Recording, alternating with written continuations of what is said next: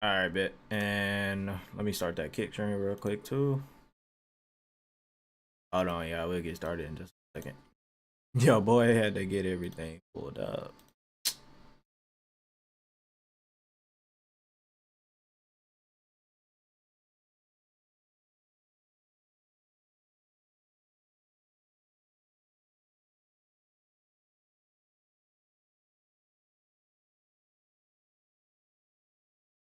Oh shoot, I definitely messed up.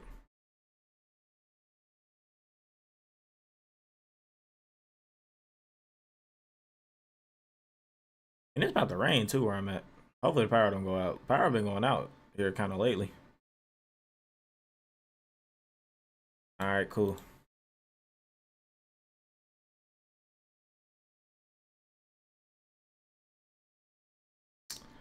Technically, I think I got everything. So yeah.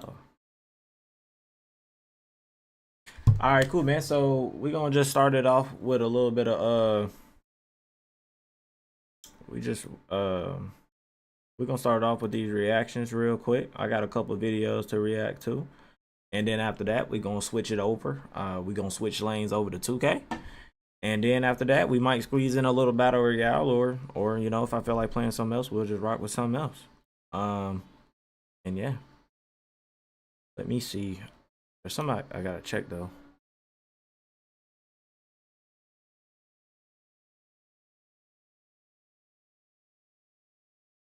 I wonder if I do this.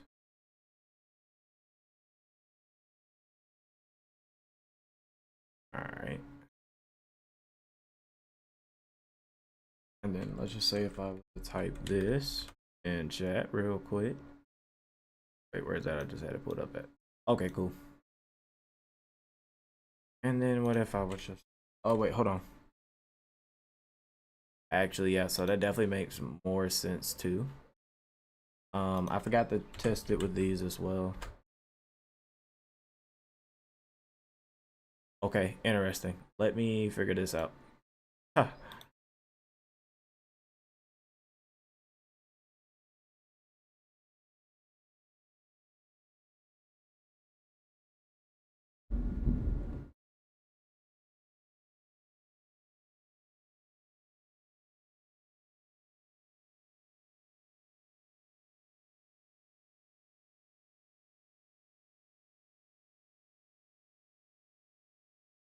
Did that just work?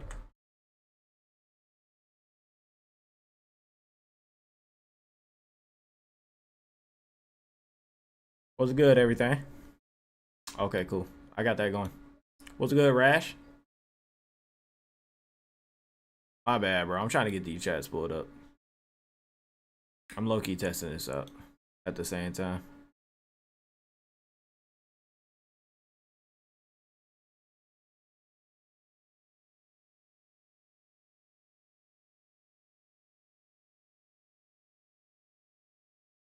Yeah, Brody, just for now. What's good, Brody? Oh, snap. I'm trying to get the back end of this screen fixed so then I can start the reaction videos. I got a couple to watch real quick.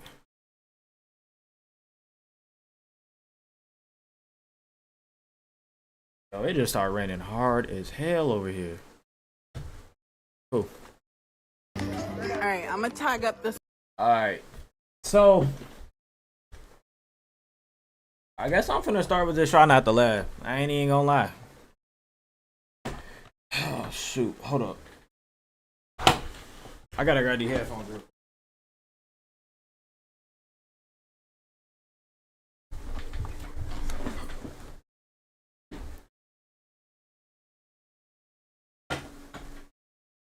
You said you guarantee you gonna laugh hard? I probably will, but have faith. You know what I'm saying? Have faith. Have faith. But look though, I slick got a tournament later on tonight too. So we got a turn. Well, we might have a tournament. It depends on if he scheduled the game for tonight or tomorrow. But either way, we here. I'm still gonna play 2K regardless today. Yeah. This motherfucker. Let me turn this up. Like I'm gangster. Like, okay, wait. Oh wait, hold on. That's crazy. That's a crazy stop. I ain't even gonna lie. That's a crazy stopping point. Hold on.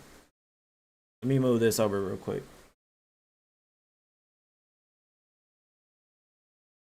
You want a fun game with the Pacers? Hey, bro. I won my game with the Pacers yesterday, bro. Hey, I won my game actually with the current Pacers and Classic. Well, nah, it wasn't Classic. It was All-Star.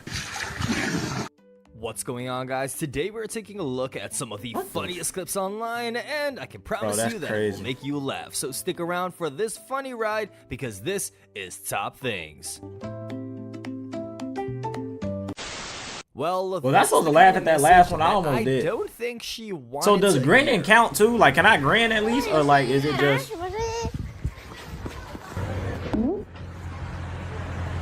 Udre su Dinama. Ja sam Valentina Miletić, a sa mnom je tko drugi nego gospodin Rajko Magić. He had one job. Yo, that is wild, dog. Fuck. Fuck. Yo, that don't count. I paused it. There is no way. Fuck, bro. Yo, I lasted 48 seconds. That's crazy. Fuck it, though.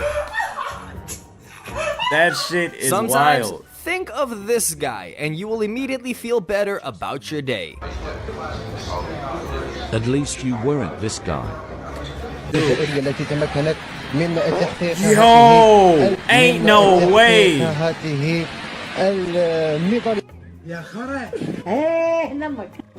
If you play video games a lot, you might be able to get paid Bro, some real money. If you live in the US and you play video games for over 10 hours in a They gonna hit me with a million ads when I'm on this browser.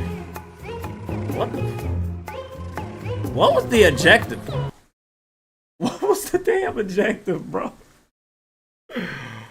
Oh my gosh, dog. If you are out with your dog and you see this, what would you do next? Comment down below. I can't. Bro, it's thunderstorming over here and everything, bro. My power might end up going out. That's crazy. I'm chilling regardless. Bro. I ain't gonna care, bro. I used to, bro. Yeah, that's crazy. Through the table is nuts, bro. Please do. Yeah. Oh my gosh. Hold on, man. I think some people just got caught outside.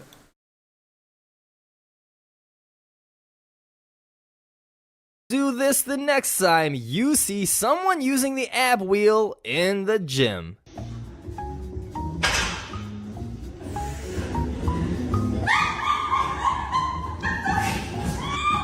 Bro, I swear that's something that I would dead at. Fuck! Oh my god, that shit was loud as fuck, bro.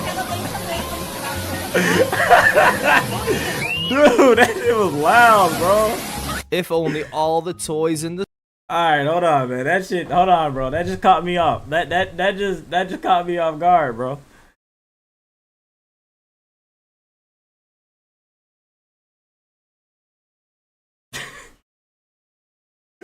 Yo, that just caught me off guard, bro. That thunderstorm came out of nowhere.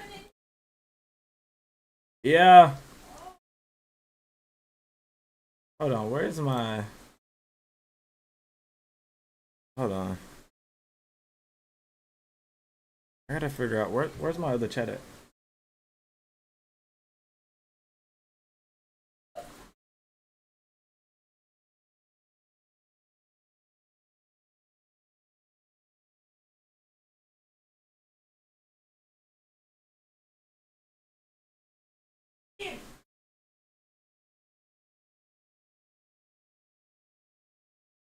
Let me see.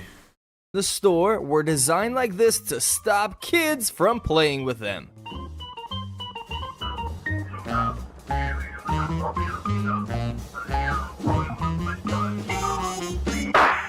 Dude, what the?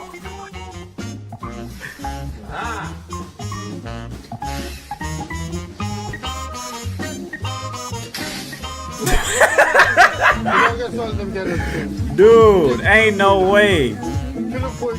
You can see that this guy was not having a good day, and then this happened and made it just a little bit worse. Déjame ver si se lo come, déjame ver si se lo come, mira, mira, mira.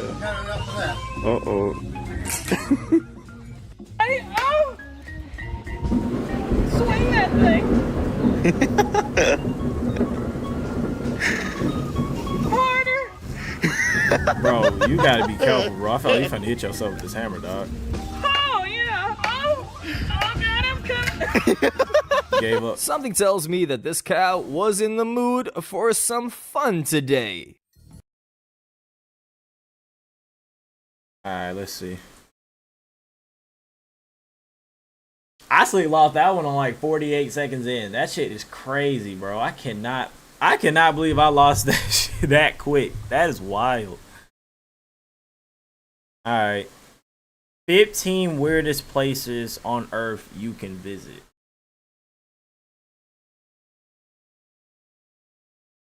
Weirdest places on Earth you can visit. Alright, bro. Let's see what they talking about, It's chat. home to many strange places that seem more like alien landscapes than actual features on our planet. Today, I'm counting down 15 of the weirdest places on Earth that you can actually visit. Let's start with number 15, the Darvaza gas crater in Turkmenistan. So there's a place deep within the Karakum Desert of Turkmenistan that, thanks to human activity, is one of the most ominous sights in the world. So much so that its nickname is the Gates of Hell. The Darvaza gas crater, which is around 160 miles to the north of the country's capital city, Ashgabat, has been burning continuously for more than 50 years, and there's no sign of it stopping anytime soon. This all started in 1971, when Soviet geologists were performing drilling operations in the desert in search of natural gas reserves. During this process, the ground beneath their rig collapsed, revealed a huge cavern that was filled with natural gas. To prevent the release of poisonous gases into the atmosphere, the scientists decided to ignite the gas by, or so the story goes, throwing some grenades into it, and hoping it would burn off within a few days. This may be the last ad you ever see, because with the free It ad block won't, bro. extension I'm from finna get an ad every Shopping, 5 you minutes, can bro. say That shit goodbye is to ads annoying, on dog. Yeah, but things didn't exactly It go won't to be the last ad I plan. The see. gas has been burning It ever won't be. since.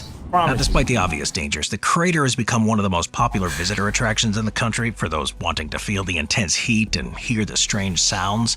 The heat and harsh conditions at the bottom of the crater provide a unique habitat that could offer insights into how life can adapt on Earth, and possibly on other planets.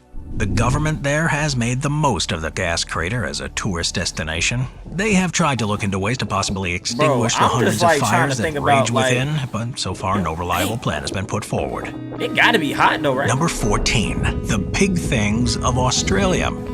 So, Australia is known around the world for its incredible and often dangerous wildlife, of course, and the wonderful, friendly people who live there. But if you want an unusual trip to the country, hey, bro, as soon as I see, bro, I ain't gonna cap, bro. I watch Kangaroo Jack. I ain't messing with no damn. I ain't messing with him, dog. I'm not messing with him. I promise you, I'm not. Instead, take a tour of a series of weird sculptures that are dotted around different states. Known as the Big Things, you're never too far from one, with each of them seemingly more bizarre than the last. It is a tradition that began in the mid-19th century as a tourist trap to encourage visitors to travel to particular areas. But since then, they've become a valued part of Australian culture. And there are now more than 230 of them, in the form of virtually anything you can think of. That's a Examples include the Big Banana in Coffs Harbour, New South Wales, which was first built in 1964, and at 43 feet or 13 meters long, it is thought to be the largest banana statue in the world. Elsewhere, you can see the Big Merino in Goulburn, which is a massive concrete sheep that's 50 feet or 15 meters tall. That was completed in 1995, and it symbolizes Australia's wool industry. Crazy, bro. It's known affectionately as Rambo. You'll find a gift shop and wool display where you can learn about wool production processes. The Big Lobster in Kingston, South Australia is probably one of the more bizarre big things, and it's a massive 56 foot or 17 meter tall, known as Larry the Lobster. It opened in 1979 to promote the local seafood industry and has since become an iconic roadside attraction. Keeping with the seafood theme, there's the Big Prawn in New South Wales, which was built in 1989 and is 30 feet or 9 meters high. And in Dadswell Bridge, Victoria, there's a sculpture of one of Australia's most famous animals, the koala bear. This one, though, is much larger than the real thing, measuring 46 feet or 14 meters tall. Why does it look like that koala bear kind of moving, tourists bro? traveling between Melbourne and Adelaide. Let me Far know. beyond Kinda being like, it just was moving tourist for a minute. attractions, these big things are a celebration of local culture, industry, and creativity. Each one of them tells a story, reflecting of the identity and history of its community. They have become a beloved part of Australia's landscape and provide a quirky and charming way to explore the country. Number 13, the Gnome Reserve in Devon in England. So, hidden within the countryside of Devon, England, you can find yourself surrounded by mythical creatures. Established in 1979 by Anne Atkins, the Gnome Reserve is a bizarre attraction that's home to over 2,000 garden gnomes and pixies, making it one of the largest collections of its kind in the world. The idea of this place began when Atkins, an artist, developed a deep love for gnomes and the belief that they could bring good luck and joy. She started collecting them, and as the collection grew, she decided to share them with the public. Now covering 4 acres, the Gnome Reserve is a fantastical woodland where gnomes are arranged in various scenes and scenarios. You can wander along winding paths through the forest, discover them fishing in ponds, tending to miniature gardens, and doing a range of playful activities. Guests upon arrival are encouraged to wear gnome hats and carry fishing rods while on site, which helps to fully immerse them in the adventure. It's not unusual to see whole families fully embracing their inner gnome, which further adds to the fun and strange atmosphere. On the reserve, there's also a museum where visitors can learn about the history of garden gnomes. In there's a collection of antique gnomes, some dating back to the 19th century, providing a little insight into the evolution of these garden figures. There's also, of course, a gnome-themed gift shop, where you'll find pretty much any type of gnome merchandise you can think of. This place is meticulously maintained, and the gnomes are used to generate the funds that needed to protect the site as a tranquil escape. It's now a surprisingly popular attraction in Devon, and often welcomes visitors from all over the world. Number 12, Bubblegum Alley in California. Gum. It's usually seen as the scourge of most cities and towns, where it's seemingly left in every place imaginable. That is so... I don't know, bro. I don't know. By someone who's unable to wait until they find a trash can. While the authorities spend a huge amount of time clearing it up, along with other discarded objects, there's a place where it's actually celebrated. Bubblegum Alley is in downtown San Luis Obispo, and at 70 feet or 21.3 meters long, 15 feet or 4.5 meters high, the walls are covered with thousands upon thousands of pieces of chewed bubblegum. Over the decades, it's changed from being a quirky local curiosity into a famous, although sometimes controversial tourist destination. However it came to be is not really entirely clear, but it's believed to trace back to the late 1950s or early 1960s. There are various theories about how it began, with some believing it started as a tradition among local high school students who used the alley as a place to stick their gum. While others have suggested it was started by a local business rivalry. Nah, bro. Well, either way, by the 1970s, the alley had become a full-fledged public art installation of chewed gum. Walking down this alley now, you'll see a kaleidoscope of colors and textures. The walls are densely packed with gum, creating a three-dimensional mosaic. The sheer volume of gum here and the alley's unique aesthetic have made it a popular spot for photographs. Not everyone has been entirely supportive of the alley, though, and over the years, there's been a number of attempts to clean it up. Some local residents and city officials see the gum-covered walls as an eyesore and a potential health hazard. But despite the cleanup efforts, the tradition persisted, with new gum quickly replacing any that was removed. Today, the alley is generally accepted as a quirky landmark that adds to the character of San Luis Obispo. It also has inspired similar attractions in other parts of the world, such as the Market Theater Gum Wall in Seattle, Washington. Bubblegum Alley, though, was the first one, and is undoubtedly the most iconic example of this weird form of public art. For somebody to do that, that's crazy. Number 11, Nyong Ohak, Myanmar. Nyong Ohak is an incredible but strange archaeological site in Myanmar, which is in the village of Indian near the western shores of Inle Lake. It's not as well known as, for example, as the temples of Bagan, but features a series of ancient stupas which date back to the 14th to 18th centuries. And to reach this place, you need to take a scenic boat ride across Inle Lake, passing floating gardens and stilted villages along the way. Once you get to the village, though, I'm cool with this, by a collection of stupas, the water might be a little which bit are in various states of decay and overgrown with vegetation. This combination of ancient architecture and nature creates an atmosphere that's unlike anything else. Each stupa represents a spiritual offering, a physical manifestation of the devotion and reverence of the people who built them, and they're covered with intricate carvings and sculptures showing the stories of celestial beings, mythical creatures, and scenes from Buddhist lore. Despite being so old now, the artistry and craftsmanship are still clear to see, showing just how skillful these creators must have been. It's part of a larger complex that includes Shuiyan Pagoda, located further up the hill, and this is where you'll begin seeing the difference between where you've just been and the nearby tourist destinations. As you walk along a covered stairway lined with souvenir stalls and local vendors, you'll reach even more stupas and panoramic views of the surrounding countryside. Suddenly, you'll find yourself back in the real world, and that secluded and strange sensation of your time here will be just a faint memory. It certainly offers a unique and intimate experience, and its secluded charm, combined with its historical and cultural significance, make it a must-visit destination for those wanting to explore the lesser-known corners of Myanmar. Number 10. Meño del Desierto, the Atacama Desert in Chile. When you're traveling through a desert, you typically expect to see an endless landscape ahead of you, covered with sand dunes. But occasionally, it can be broken up with things far less expected. In the Atacama Desert of Chile, for example, you could well find yourself coming across a strange artwork, seemingly in the middle of nowhere and almost feeling as if you're imagining it. Known as the Meño del Desierto, or Hand of the Desert, it's a massive sculpture that was created by Chilean artist Mario Irarrázaval in 1992. It's a giant hand rising 36 feet or 11 meters from the desert floor, with its fingers reaching towards the sky. It's made of reinforced concrete, and this hand's textures and contours have been done in a way to look almost real, despite its enormous scale. And this contrast between the hand's human-like form and the desert landscape surrounding it creates a weird experience which draws visitors from around the world. The artist is known for his expressive and poignant sculptures, and he wanted this one to symbolize various aspects of human experience. The hand can be seen in various ways: a gesture of despair, a plea for help, or a sign of hope and resilience. His work usually explores themes of human vulnerability and suffering. With its isolated location in the Atacama Desert, it shows the fragility of human existence.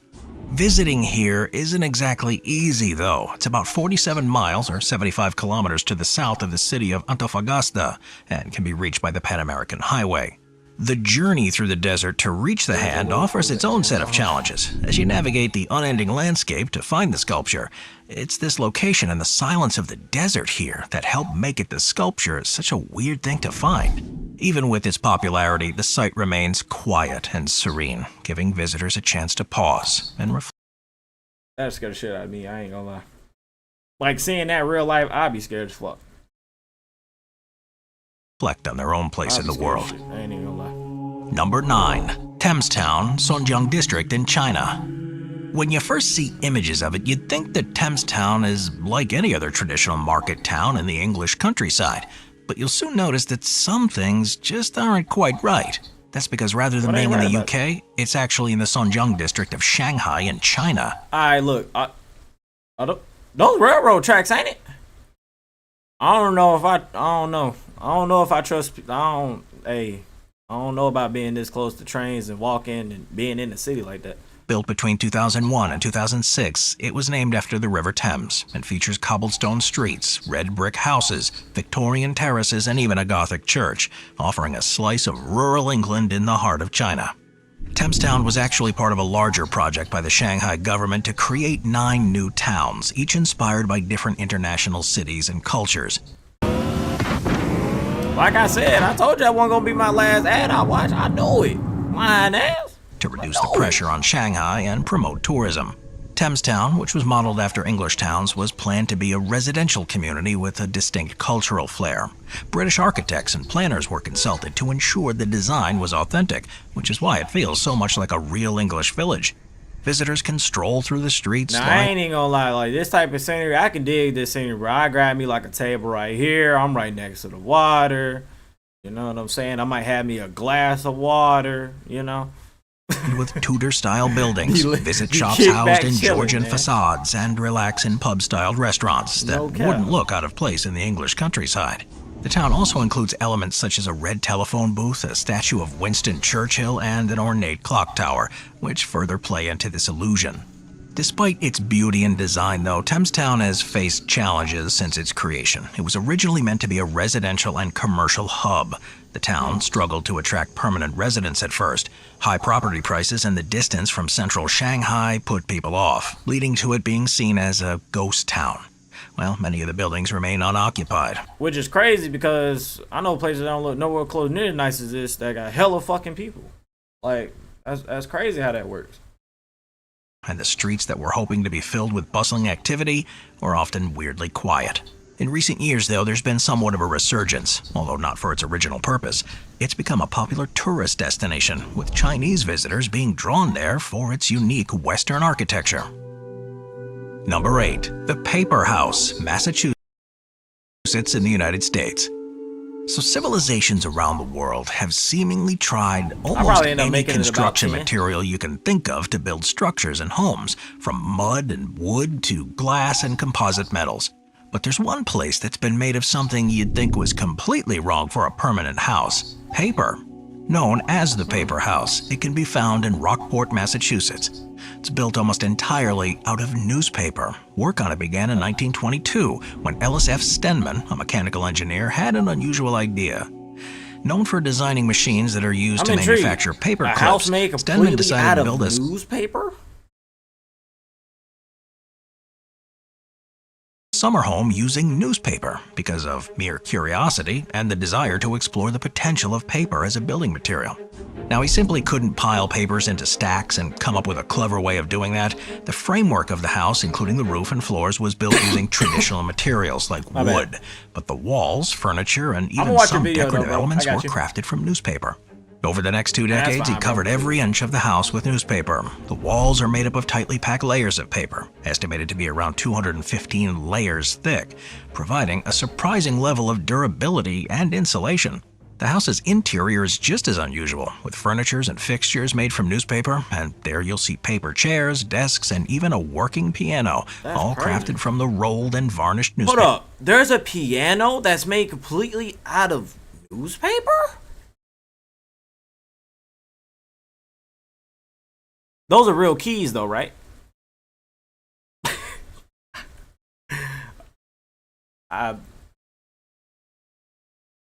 Paper.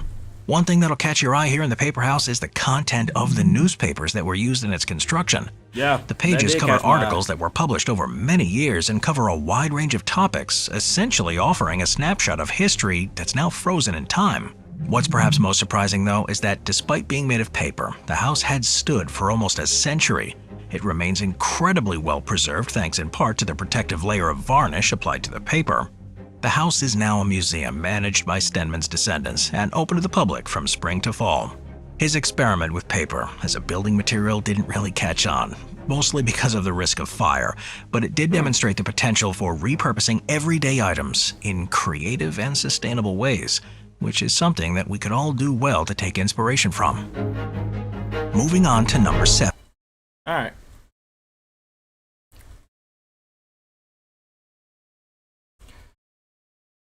Let's see. Bet I'll go ahead and watch the video that you sent me. Hold on. Let me grab that link real quick.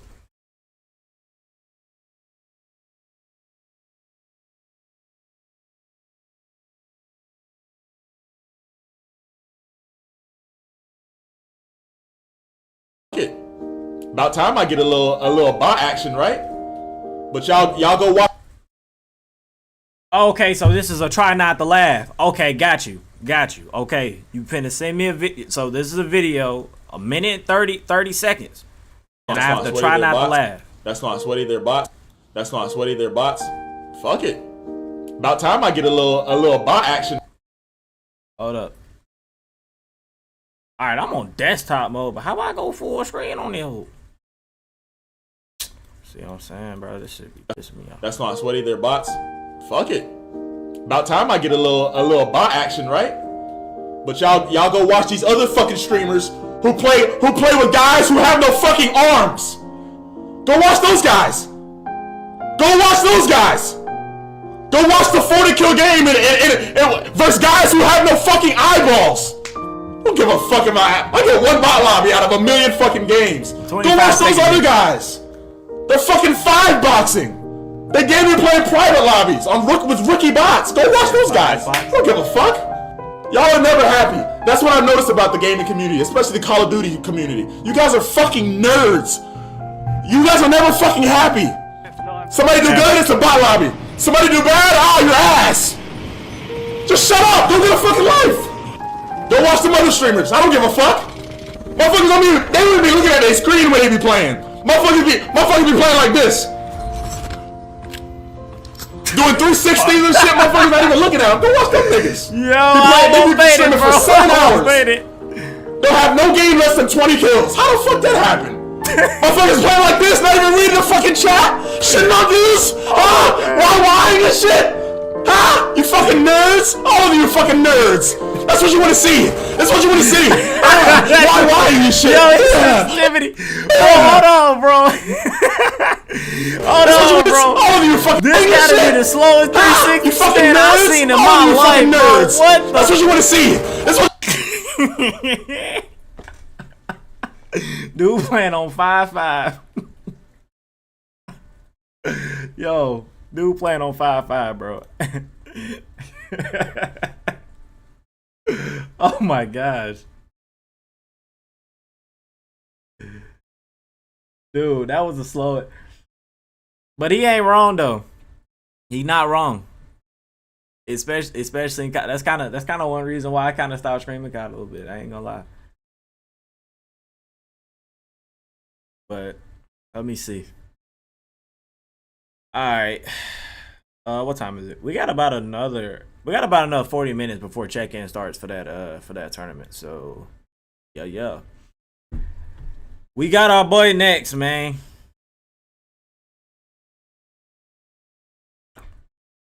We got that boy Flight Reacts. Greatest clips. Let's see what he's talking about, man. Playing through them, it's amazing. He's getting his first free throw attempt of the game here. Bro. Who had one of these headsets back in the day?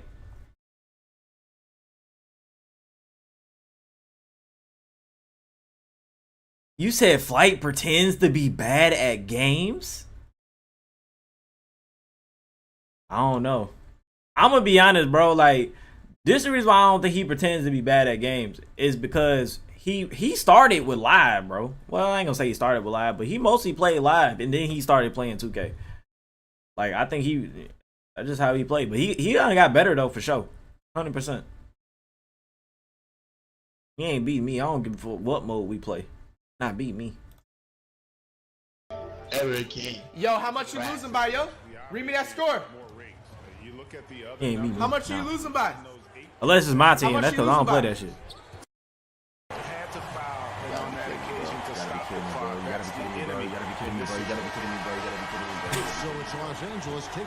It be like that though. I ain't gonna lie, it be like that. You want to talk a little trash at the beginning of the game, then you end up losing by 1 or 2. Like it happens. Nah, your content good, but you want to.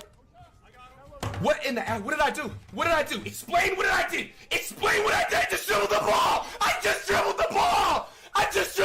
What did I do? Grayed out, didn't I just dribbled the ball. Boy crashing out over a grayed out. I just got kicked for dribbling the ball. What? Pass that motherfucker. This sucks. What? How? A tempo.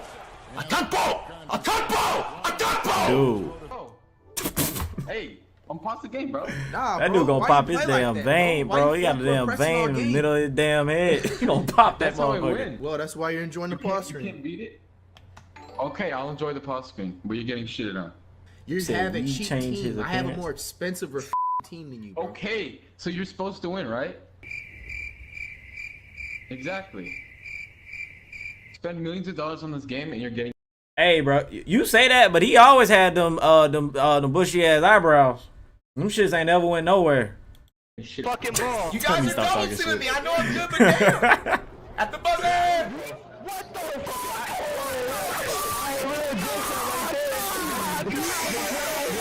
Bro, I used to hate when people used to do that shit in game chat, bro.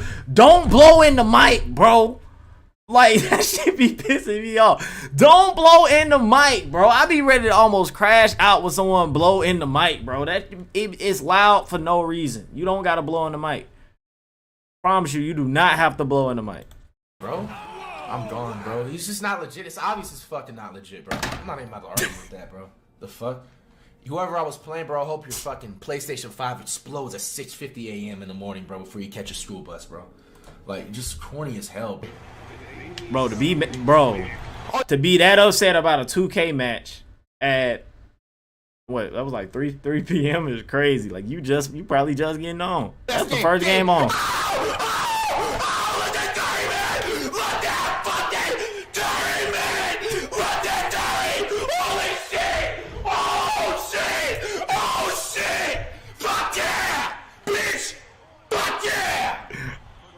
Hey, bro, that just completely just made me fucking blush, bro. That just made my fucking day, bro. Holy shit. Oh my gosh, bro. No!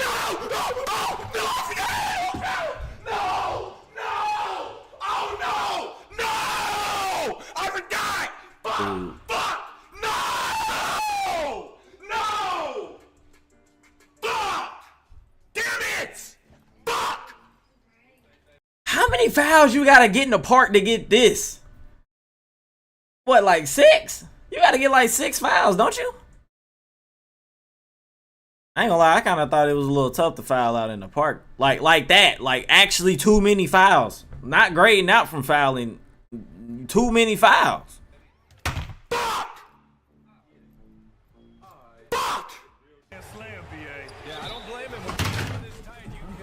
What the fuck? God, what did the running back? Oh my god, bro. Well, fuck it. I'm there, he's just shot! Yeah! 2 seconds! A couple! Curry! Corner! Curry! Oh, yeah! Yeah! Bro, see, this is what I be talking about. I know it's people just like him right there that just got that height late in the ball game to get up, and he hit a white, bro. Like, I know it, bro. I know people be like that on the other end against me when that shit happened to me, bro. That shit is annoying, bro. Stop him! It's not over! That's a good ass steal, fight. It's over! We're back! Yeah! Good fucking defense, Snag. Good fucking defense. There you go. Watch that. They want the 3. They want nothing else but I'm there. Fuck that shit. Damn. Snag fucking soul, bro. That room.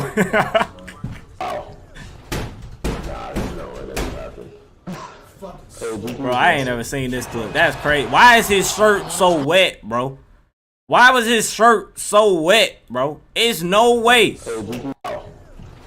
Bro, I understand, like, bro, a streamer room can get hot, but damn, you gotta get a fan. Like, then again, bro, it be out of fucking my room, bro. My shirt be the same way. I just don't get up for y'all to see it. My shirt be the same damn way. It be out of hell in this room, man. Yikes. Second one is good. Putting both at the line. Oh gosh, bro. What the f, bro? The perfect time to be perfect for LeBron. What do I mean to you? LeBron got this hoe. LeBron. Overtime. Why is all his game winners whites, bro? I mean, it still went in, but still, like. Oh wait. Oh wait. He tied it. Same game. He's playing awful like a little. Alright, Flight. What you finna do, Flight? Over to the wing. No, I want to give it to KD. Over Yao. What did you do? Hey, bro, I ain't gonna count. You had the fat finger that. Ain't no way. Where you going? Oh my god, bro. That fast was crazy, dog. You make that.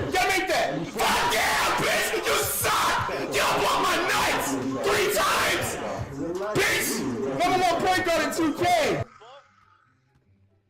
Hold on. Bro, watch him. You see that? Fucking watch him. What the fuck? Damn. Oh shit. Each ass nigga 12 zip. Yo, that controller. Yo, that controller cooked. That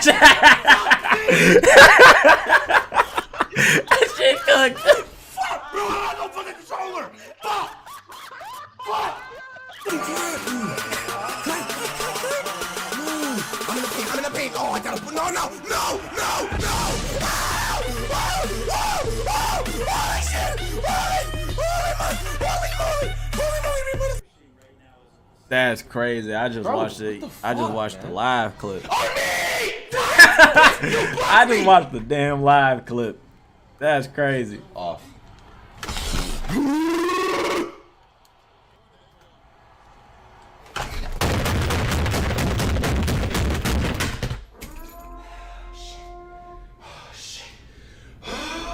That's crazy. 2K21 to do that to you though, bro. I promise you it will. I promise you it will. Pretty sure John Wall will have defense on 5 on the Jordan. clock. This game is fake as shit, bro. That's why Ronnie sits by himself at lunch during 2K work days, yo. Sit by himself. Yo, are you so fucking grizzly bear or some shit, my nigga? Relax. Alright, I'm about to mute this dude. 4, 3, 2, 1. Yeah. Hands up. Yeah. Let's go, baby. Fucking gosh, bro. I got y'all boys, baby. I got y'all boys. Get hit, Lomo. I got That's y'all. crazy work, bro. Oh my fucking gosh, bro. Oh my gosh, no. Double. And they Smart double. Why are you running? Joe, Why are you dumbass, running? you freaking idiot. Joe, dumbass. Which 2K was this? I can't even tell. Dude. Now the free throw. Was this 2K? The way that looked like 18. That might be 18. Office. What? I was fucking damn. What a 4% counter, bitch. Let's get it. We up. I'm staying on play. Put them fucking W's up in the chat. Stay on Mario. Get the corner. No. Yeah. Bro, he's always hitting the white, bro. Bitch. Come on. Fuck they talking about? Hold that. I got a feeling he's finna splack this, though. No. Bro, what did I just make? All the way. Get him. Block it. This is my year, motherfucker. Bitch, you're fucking trash, bitch. I came back Tracy McGrady style this motherfucker, bitch. Did you know what the fuck I pulled off, bitch? Tracy McGrady style this bitch. Hello?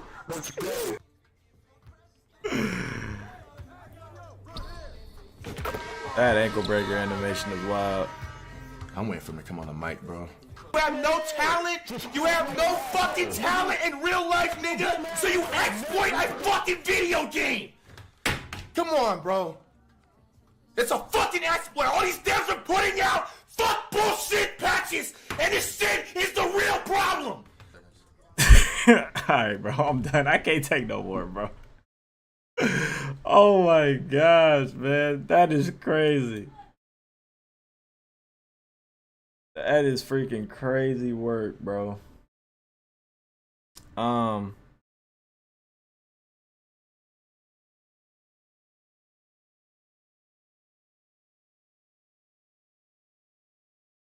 Alright. So I think I got one more. It's abandoned cities, top cities, and after that, bro, we probably end up switching over to a little 2K. Yep. But anyway, let's rock it. Picture looks like a normal Midwestern town, but the soil, water, and air are full of lead, and the ground might collapse under your feet. This town in Turkey was abandoned after a government-mandated population swap that cleared it out overnight and left it to crumble. And a city called Agdam is littered with landmines. It's more battlefield than ghost town. These are abandoned cities too dangerous for humans. Picture used to be a busy mining town. Tons of lead and zinc came out of the ground here during the 20th century, especially during World War II, but nobody paid much attention to where all the leftover Hey, waste bro, I ain't gonna cap. Going into mines, bro, is, bro. The result was giant piles of leftover waste from mining operations called have a chat, long-ass just day. sitting around the town. Kids used to play on them Got like to they go were back in that sand dunes, motherfucker? not knowing they were full of lead. And then they Years didn't get later, it paid turned out the nothing whole back place then was either to really contaminated. do that. Lead poisoning Crazy. was off the charts. On top of that, the ground underneath the town started collapsing because of how much had been hollowed out during decades of mining. Sinkholes opened up in random places. So they mined under, they mined so much under that it just, stuff was falling through the ground? That's crazy. And brought people out and basically said, yeah, you gotta leave. By 2009, it was officially abandoned. You can still go there, bro, I ain't seen none of them, bro. It's safe. Most of the buildings are gone, and the few that are left are decaying. Right after the damn ad, bro, you gotta love it. Now available on mobile and PC. Exclusive. Kayaköy sits on a hillside in southwest Turkey. At first glance, it looks like an old, ruined village, but it wasn't abandoned because of some natural disaster, it was politics. Kayaköy was a Greek village for hundreds of years, until the population exchange between Greece and Turkey in 1923. Basically, both countries decided to swap out entire communities based on their religion. Christians from Turkey were sent to Greece, and Muslims from Greece were sent to Turkey. The Greek families in Kayaköy were forced to leave. I ain't gonna lie, bro. This would be... I know this is like abandoned cities too dangerous, but the scenery, though, you cannot tell me this just don't look beautiful. Like, imagine waking up and seeing this. Though new settlers were supposed to take their place, most never did. So the houses were left empty, and over time the place just fell apart. Now it's a full-on ghost village with hundreds of stone houses and a couple of churches, and they're all crumbling. What makes it dangerous today is the condition of these buildings. They're old, unstable, and parts of the town have been hit by earthquakes over the years. Some people go there to explore, but climbing around the ruins isn't exactly safe. Agdam in Azerbaijan used to be a city of around 40,000 people, but in the early 90s, the entire population fled when Armenian forces moved in. The city was completely gutted. Buildings were abandoned, homes were looted, and eventually most of what was left got taken apart for scrap. And what's there now is this wide, empty grid of streets and rubble. You could still see the skeletons of houses, shops, and a mosque, but that's about it. The area is still considered a military zone, and parts of it are filled with landmines. It's super dangerous because there's no way to really know what's buried in the ground. Wittenoom was a mining town in Australia that popped up in the 1940s to support a blue asbestos mine. At the time, no one really understood how deadly asbestos was, so workers were inhaling the fibers, families were living right next to the mine, and kids were playing in dust piles. It was just everywhere. By the 60s, people started getting sick, really sick. The air in Wittenoom turned out to be toxic, and the government eventually shut everything down, but even after the mine closed, some people refused to leave. That changed when authorities cut off the power and water and stopped maintaining the roads, and they actually removed Wittenoom from official maps. The whole place was delisted as a town, and today it's surrounded by warning signs, and the contamination is still a huge problem. Asbestos doesn't really just go away, and the fibers are still in the soil and dust. Just walking around there can be dangerous if the wind kicks up. Almost all the buildings are gone, and only a couple of stubborn holdouts stayed behind, but even they're gone now. No one's supposed to go there, and if you do, you're basically risking lung damage for the sake of curiosity. Really not worth it. Heraclinium was buried almost instantly when Mount Vesuvius erupted in 79 AD. It was the same eruption that destroyed Pompeii, but Heraclinium actually got it worse in some ways. Instead of just ash, it got hit by a wave of volcanic mud and toxic gas that moved so fast people didn't even have time to react. The whole town got sealed under something like 60 feet of it. That's actually what preserved it so well, though. Buildings, furniture, wooden doors, and food, but that doesn't mean it's safe. The ruins are incredibly fragile. Buildings look solid, but they're really not. Parts of the site are still being excavated, and some areas are off limits because of how unstable. Hey, just seeing this reminded me kind of just seeing like the wall that close reminded me of that bubblegum alley, bro. Volcano. Over 3 million people live around it today. Scientists have no way to predict when it'll erupt again, so yeah, the ancient city might be partially open to the public, but still sitting next to a ticking time bomb. Beichuan County in China was wiped out almost entirely by the 2008 Sichuan earthquake. The quake hit with a magnitude of 7.9 and destroyed most of the buildings in seconds. Whole apartment complexes just crumbled. My quality that's that bad, or just the video? Okay, cool. It's just video. I thought that was my internet. Over 8,000. But I ain't gonna lie, it's like thunderstorming really bad outside. So I'm probably gonna be lagging on 2 couldn't even reach certain parts of the town. town. Afterward, the my government screen just decided in, bro. Y'all not to know why? rebuild. The damage was just too expensive, storm and got the me. ground had become unstable from landslides. Instead, a new town was built a few miles away, and the original one was turned into a memorial zone. You can visit certain parts of it with permission, but large sections are completely off limits. The buildings that are still standing are half tilted, full of cracks, and slowly breaking down with each passing year. And since the region is prone to earthquakes and landslides, there's always a chance there could be another disaster. Plymouth was the capital of Montserrat, a small island in the Caribbean. But in 1995, a volcano, which had been quiet for centuries, suddenly woke up. Over the next few years, it erupted on and off in waves. In 1997, it blew up again and completely buried Plymouth under ash. Some areas were hit with material over 30 feet deep. The whole southern half of the island was evacuated and declared an exclusion zone. The thing is, the volcano didn't stop. It is still considered active. Buildings are still standing in some areas, but they're buried up to their rooftops or split in half from lava and ash. You can also see traffic lights poking out of the ground. No one lives there, and no one's allowed to go back permanently. Occasionally, researchers will go in with permission, but that's about it. The entire area is under strict control because the volcano could erupt again with very little warning. It's still hot underground, and the air quality can turn dangerous on a dime. This next city has got to be one of the most bizarre I've ever heard of. I'm running out of breath just looking at the This is video. story of a company who decided to build a town in the middle of the Amazon. Messing up my asthma right now. In the 1920s, Henry Ford No wanted to cap, control his man. own rubber supply, so he bought a massive chunk of land in Brazil and started building an American-style town, complete with white picket fences, soda fountains, and there were also these strange rules about what people were allowed to eat and wear. Yeah, this didn't work. The locals didn't want to live like Americans, and the rubber trees didn't really grow like crops. See, they packed them too close together, and that made them a breeding ground for pests. I can't and see disease. that they too. Everything Okay, that there could we go wrong, Bro. it did L go cameraman wrong. on that The whole one. project Okay. started to fall apart. Eventually, L Ford cameraman. gave It was up, blurry and until they the cut place into was the abandoned. next scene, For a man. long time, there were only about 90 people holding out here, but as of 2017, actually, that number's grown to 3,000. People who'd been looking for places to live decided to go back into the town. Step into Wix Studio, the platform for agencies and enterprises.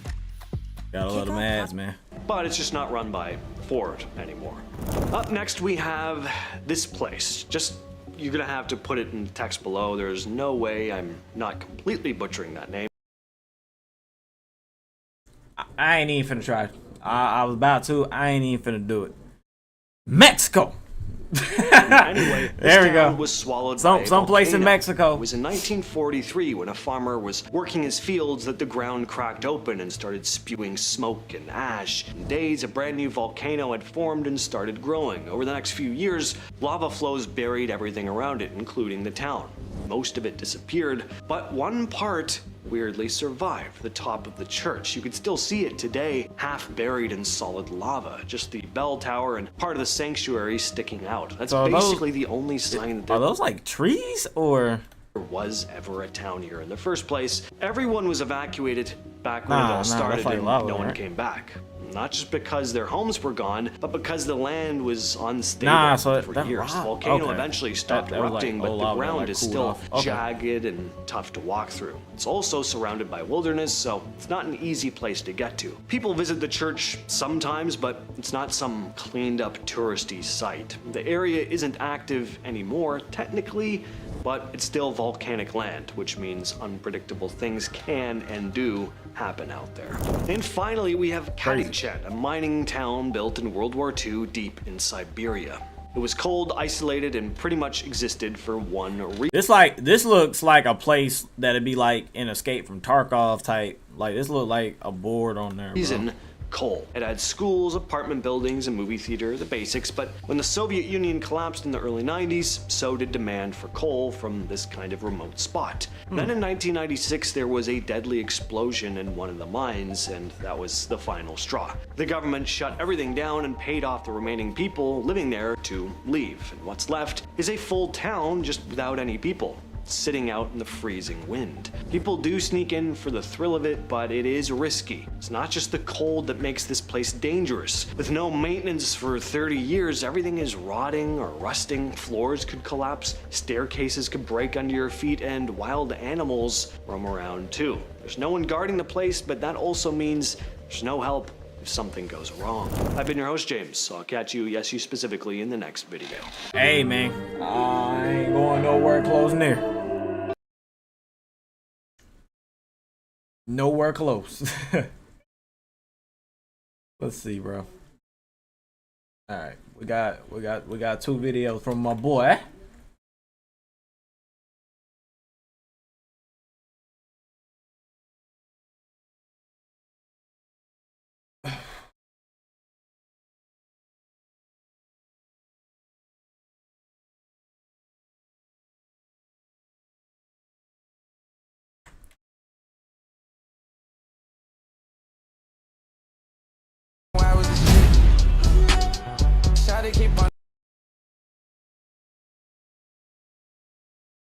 Can't do the music, but I can still watch the clip.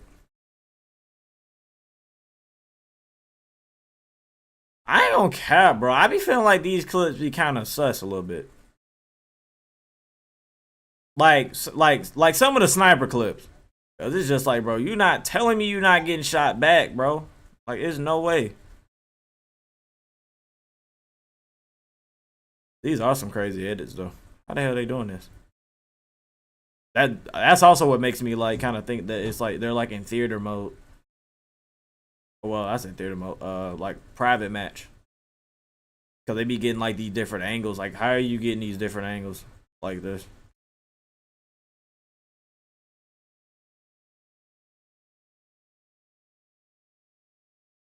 I feel like that sniper clip was legit.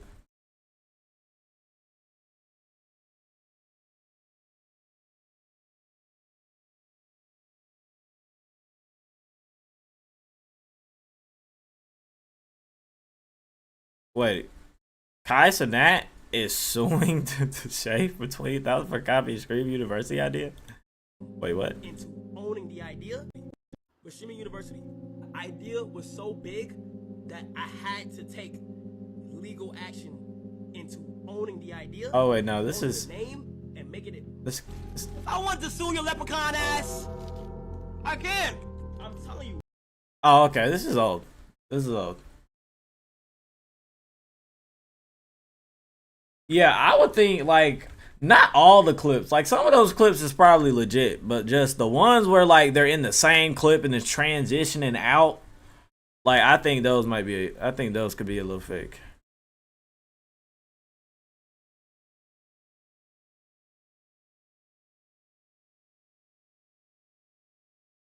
Now Warzone clips a little different too, though. Well, nah, because you can make private Warzone matches too. See, okay. This what makes it hard for me to believe. Like any of these clips are legit, because it's like, why are you hiding the player count and stuff? Like, why can I not, you know? Because this could just be private match type.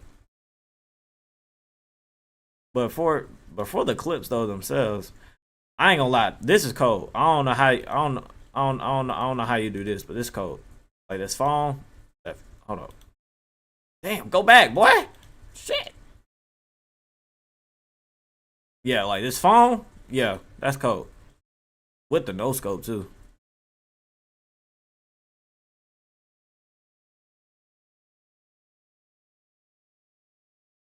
Good, Carter. Shoot, my day been going alright. How about yours? I'm chilling. We about to get ready and hop into some 2K. I ain't had nothing else to really react to. Watch outside stream? What's that?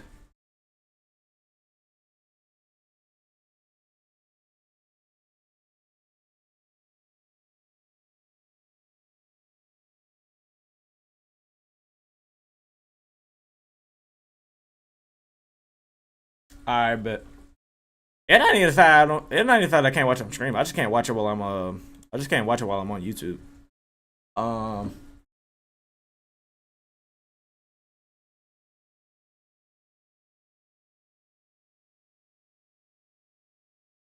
Alright. Let me. I need to figure out now on the sleep. Let me go ahead and plug in this PlayStation real quick. Oh.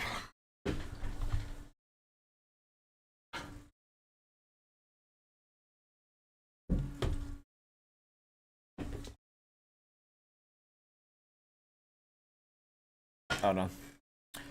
So we got check-in for that tournament in about 10 minutes. Actually, let me see. I might be able to already. Nah. So I still can't check in yet, but in 20 minutes I'll be able to check in. We probably won't actually play that tournament game tonight. It'll probably be the first game probably be, if today's Friday, it'll be either Saturday or Sunday. No later than those days. You always get at least like two day window.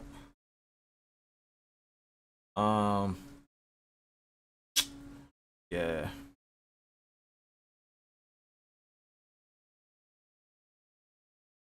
All right.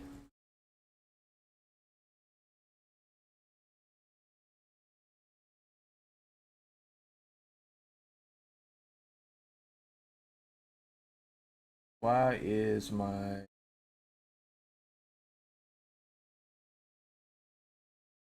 Elgato not working?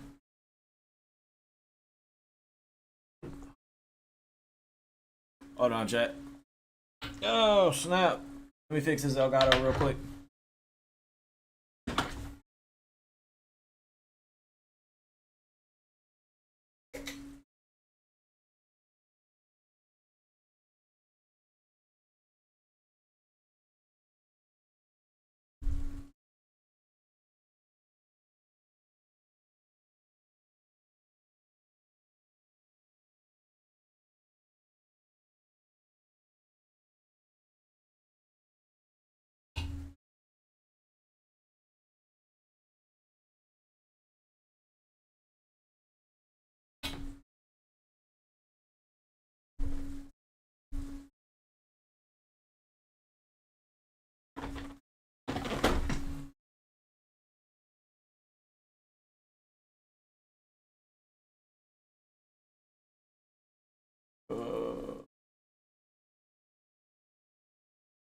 Let me see, bro.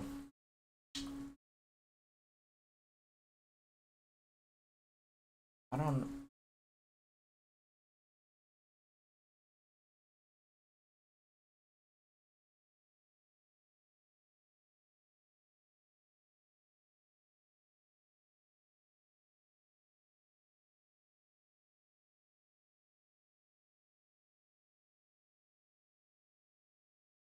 I shouldn't even, bro.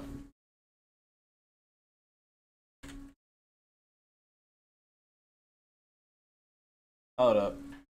For some reason, it's not detecting my Elgato. We'll get it figured out.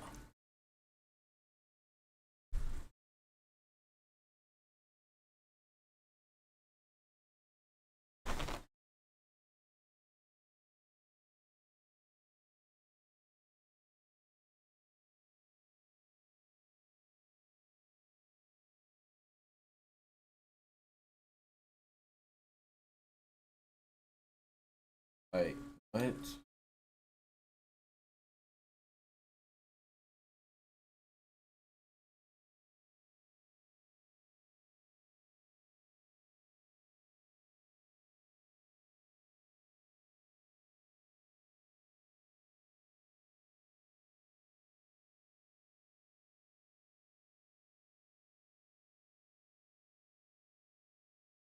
Man. Dude, I promise you, I do not. Wait. That literally, like, just stopped. GG.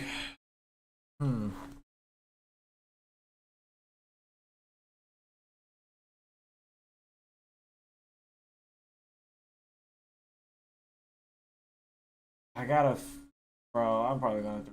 I probably gotta restart my.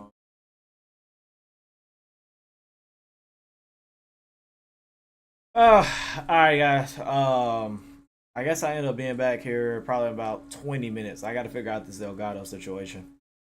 Really, truthfully, it's an update pinning on my computer, and I think it's the fucking Elgato. Because it was just working, and now it just stopped working. So, I shall be back. Appreciate everybody that tuned in to the stream for the reactions, though, for sure. I'm going to be back here in a second.